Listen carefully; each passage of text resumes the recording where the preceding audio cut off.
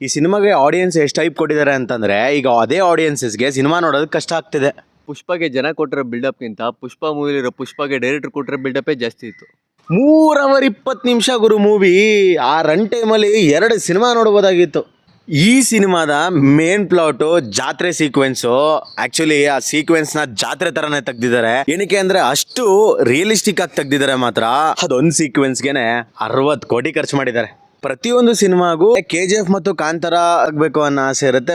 ಈ 2 ಸಿನಿಮಾದಿಂದ ರೆಫರೆನ್ಸ್ ತಗೊಂಡಿದ್ರು ಕೂಡ ನಮಗೆ ಸಿಮಿಲರ್ ಅಂತ ಅನ್ಸಿದ್ರು ಕೂಡ ಈ ಸಿನಿಮಾದ ರೈಟಿಂಗ್ ವರ್ಕ್ ಯಾವ ಥರ ಇದೆ ಅಂತಂದರೆ ಸೇಮ್ ಬಟ್ ಡಿಫ್ರೆಂಟ್ ಅನ್ನೋ ಫೀಲ್ ಕೊಡೋ ಮಟ್ಟಿಗಿದೆ. ಓವರ್ ಆ್ಯಕ್ಟಿಂಗ್ ಅನ್ನೋದೇನಾದ್ರು ಇದ್ದರೆ ಅದು ರಶ್ಮಿಕಾ ಮಂದಣ್ಣ ಅವ್ರ ಆ್ಯಕ್ಟಿಂಗ್ ಮಾತ್ರ. ಪುಷ್ಪ ಮೂವಿಲಿ ರಶ್ಮಿಕಾ ಮಂದಣ್ಣ ಒಬ್ಬರೇ ಆ್ಯಕ್ಟಿಂಗ್ ಮಾಡ್ತಾ ಇರೋದು, ಇನ್ನು ಮಿಕ್ತರ್ಲ ಕ್ಯಾರೆಕ್ಟರ್ ಇನ್ವಾಲ್ವ್ ಆಗಿದ್ರು. ಏನಕ್ಕೆ ಅಂತಂದರೆ ಎಲ್ಲ ಆ್ಯಕ್ಟರ್ಗಳು ಅವ್ರ ಕ್ಯಾರೆಕ್ಟರಲ್ಲಿ ಇನ್ವಾಲ್ವ್ಮೆಂಟ್ ಆಗಿದ್ರೆ ಇವ್ರು ಇನ್ನೂ ಆ್ಯಕ್ಟಿಂಗ್ ಮಾಡೋ ಪ್ರಯತ್ನದಲ್ಲೇ ಇದ್ರು. ಬರ್ತಾ ರಾಯರ್ ಕೂದ್ರೆ ಅರ್ಥ ಆಯ್ತು ಅನ್ಸುತ್ತೆ. ಸ್ವಲ್ಪ ಅವರು ಕೊಟ್ಟಂಥ ಕ್ಯಾರೆಕ್ಟರ್ ಆಗೋದು ಇಲ್ಲ ವಿಜುವಲ್ಸ್ ಆಗಿರ್ಬೋದು ಸ್ವಲ್ಪ ಯಾಕೋ ತುಂಬ ಓವರ್ ಆಗಿ ಅದನ್ನು ಔಟ್ಪುಟ್ ಕೊಟ್ಟಿದ್ದಾರೆ. ನನಗೇನಿಸ್ತು ಅಂತಂದರೆ ಅವ್ರನ್ನ ಹೀರೋಯಿನ್ ಆಗಿ ತಗೊಂಡಿದ್ರು ಕೂಡ ಅವ್ರಿಗೆ ಡ್ಯಾನ್ಸಲ್ಲಿ ಸ್ಟೆಪ್ಸ್ ಕೊಟ್ಟಿರ್ಬೋದಾಗಿರ್ಬೋದು ಇಲ್ಲ ಔಟ್ಫಿಟ್ ಕೊಟ್ಟಿರೋದಾಗಿರ್ಬೋದು ಮತ್ತು ಈ ರೊಮ್ಯಾನ್ಸ್ ಸೀನ್ ಅಂತೂ ಎಲ್ಲ ಸಿನಿಮಾಗಳಲ್ಲೂ ನೋಡಂಗೆ ಮಾಡಿದ್ರೆ ಇವರು ನೋಡಕ್ ಆಗದೆ ಇರಂಗೆ ಮಾಡಿದ್ದಾರೆ. ಕೆಟ್ಟ ಮನ್ಸು ಇಟ್ಕೊಂಡು ನೋಡಿದ್ರೆ ಎಲ್ಲ ಕೆಟ್ಟದಾಗೆ ಕಾಣಿಸುತ್ತೆ, ಅದೇ ಒಳ್ಳೆ ಮನ್ಸು ಇಟ್ಕೊಂಡು ನೋಡು ಎಲ್ಲ ಸುಂದರವಾಗಿ ಕಾಣಿಸುತ್ತೆ. ಲೇ ಇಡಿಯಟ್.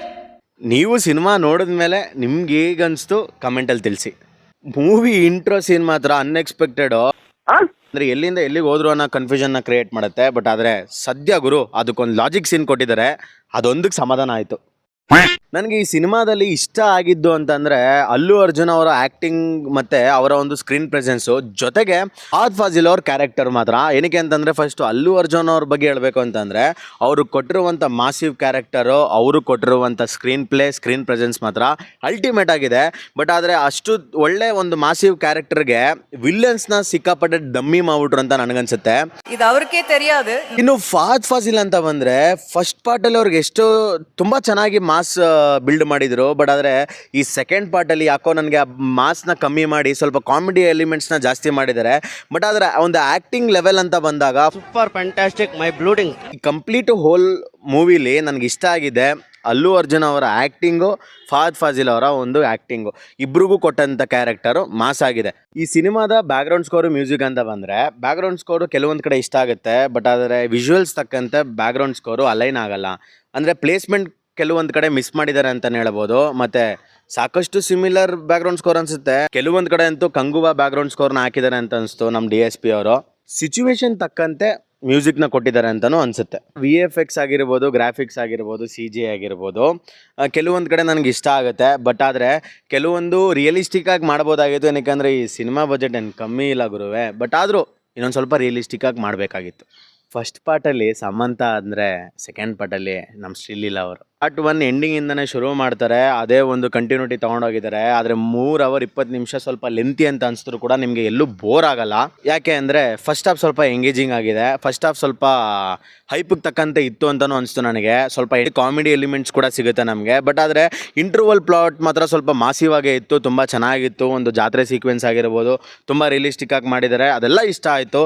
ಬಟ್ ಆದರೆ ನನಗೆ ಈ ಮೂವಿ ಈ ರೈಟಿಂಗ್ ಫಾರ್ಮುಲಾದಲ್ಲಿ ನನಗೆ ಏನೂ ವಸ್ತು ಅಂತ ಅನಿಸ್ಲಿಲ್ಲ. ಏನಕ್ಕೆ ಅದೇ ಫ್ಯಾಮಿಲಿ ಎಮೋಷನ್ಸು ಲೈಕ್ ಅದೇ ಒಂದು ರಿವೆಂಜ್ ಫಾರ್ಮ್ಯುಲಾ ಅದನ್ನೇ ಯೂಸ್ ಮಾಡಿ ಒಂದು ರೈಟಿಂಗ್ ಮಾಡಿದ್ದಾರೆ ಅಂತ ಅನಿಸ್ತು ನನಗೆ. ಏನಾದ್ರು ಒಂದು ಯುನೀಕ್ನೆಸ್ ಆಗಿ ಮಾಡ್ಬೋದಾಗಿತ್ತು. ಏನಕ್ಕಂತಂದರೆ ಬಿಲ್ಡಪ್ ಏನು ಇವರು ಕಮ್ಮಿ ಕೊಟ್ಟಿಲ್ಲ. ನನಗೆ ಮೂವಿ ನೋಡಿದಾಗ ಹೈಪ್ಗೆ ವರ್ತಿಲ್ಲ ಅಂತ ಅನಿಸ್ತು. ಜೊತೆಗೆ ಇವಾಗ ಒಂದು ಟ್ರೆಂಡ್ ಏನಾಗಿದೆ ಅಂತಂದರೆ ಹೀರೋ ಡೈಲಾಗ್ ಡೆಲಿವರಿ ಮಾಡಬೇಕಾದ್ರೆ ಆಡಿಯನ್ಸಸ್ಗೆ ಅರ್ಥ ಆಗದಿರಂಗೆ ಮಾಡೋದೇ ಟ್ರೆಂಡ್ ಆಗ್ಬಿಟ್ಟಿದೆ.